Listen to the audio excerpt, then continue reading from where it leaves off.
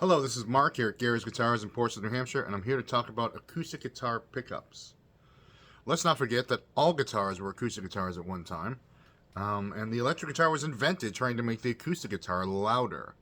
So, first of all, the people like Martin, the C.F. Martin, the first, he decided that in order to get the guitar louder, he would make the body bigger. He would change the bracing. You know, all these things happened to make this what we the pre-Martin or pre-Martin Dreadnought guitars were quiet, difficult to hear, and you couldn't really play them in ensembles.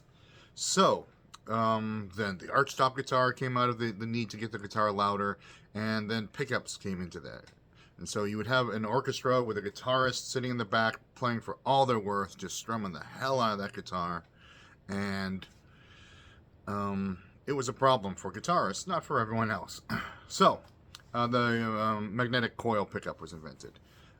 That was the first big breakthrough. Microphones didn't work well on guitar. The microphones of the day did not work well on guitars.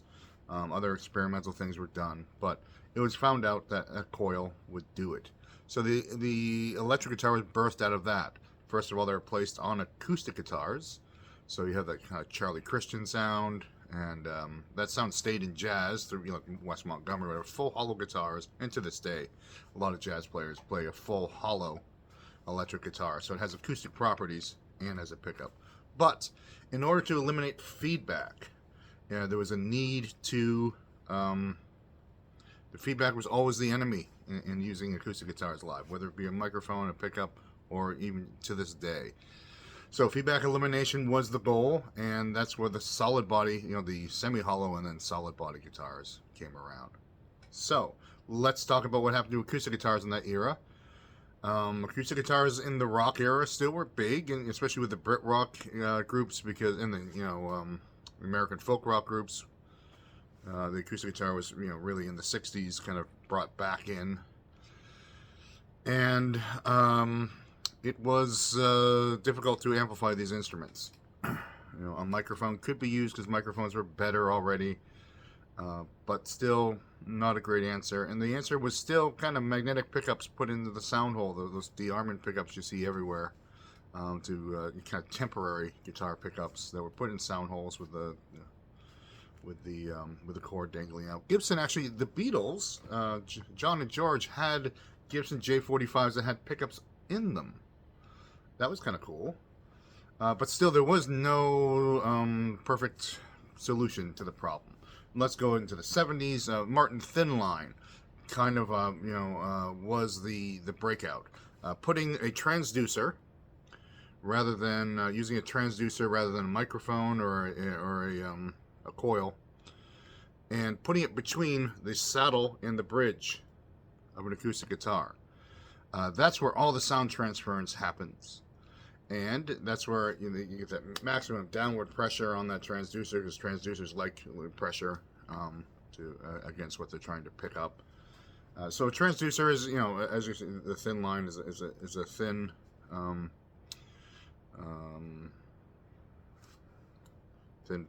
pickup, I'll call it. I'm using the definition. I'm using its own word. A pickup is a pickup. So a transducer, you have a differential. You have a negative and positive, just like with a coil, except it's from pressure or contact.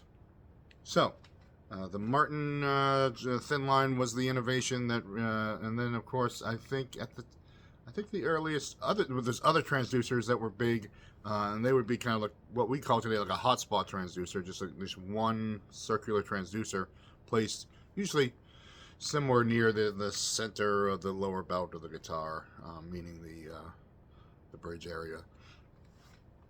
And Ovation had great luck with that, because Ovation was able to, because of their round back design, it was a little feedback resistant as well. And in the 70s, the Ovation guitar became the plug-in acoustic. If you look at artists from that era who were plugging in acoustics, Ovation was huge because of anti-feedback. And so anti-feedback has kind of driven this. So when you're using especially a transducer pickup, you need a preamp as close to it as you can. This is a very weak signal that we get out of these transducer pickups. And so it was figured out that if you put a pickup, a preamp anywhere as close as you can, you're going to improve your tone, improve your equalization curve overall. And so we go into the 80s and we talk about these systems like that became, the Fishman system. Of course, Fishman, they're kind of friends of ours because we're neighbors. They're in Andover, we're in Portsmouth, we're kind of down the road from each other, and we've sold their products from the get-go. So we have a soft spot for Fishman, of course, but no nonsense preamping solutions became their solution. Of course, Takamine really took over the acoustic world in the 80s because they made a guitar with a built-in pickup and a cutaway. But the built-in pickup is what everyone went nuts for with the Takamine guitars. And Bruce Springsteen, Mr. Born in the USA, was playing a Takamine, made in Japan Takamine guitar. Plays it to this day.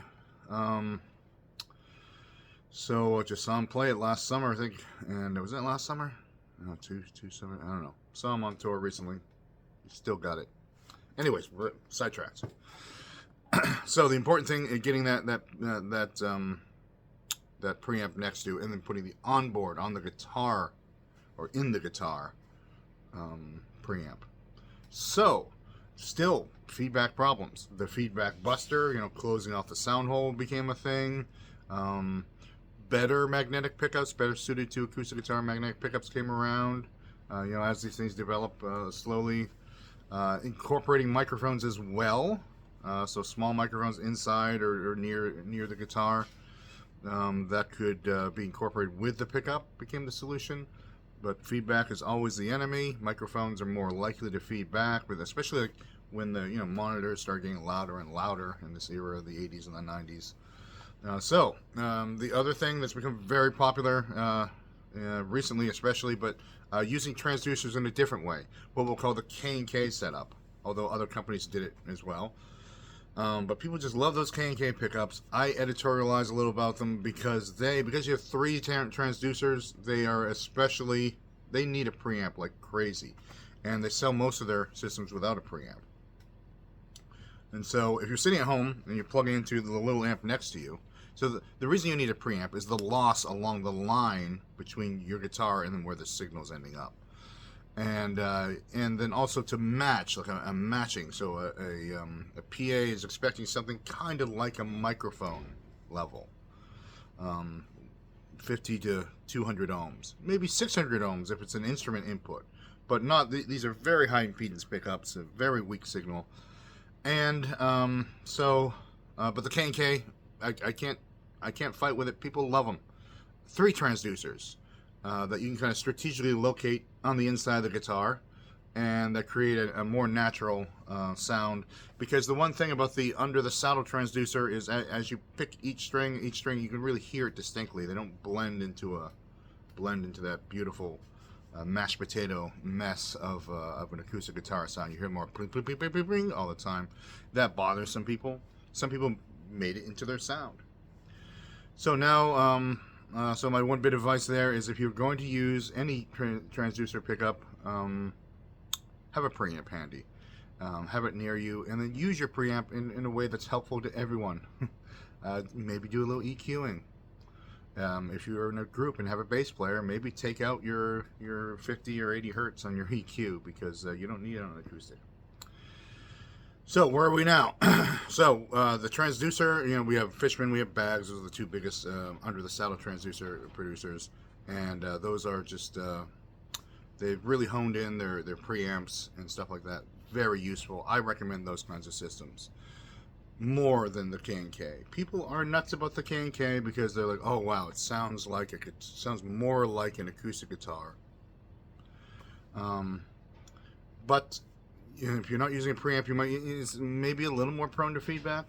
And if you're not using a preamp, your signal can be compromised down the line when you send it to a PA or directly just go to a direct box and then do a PA.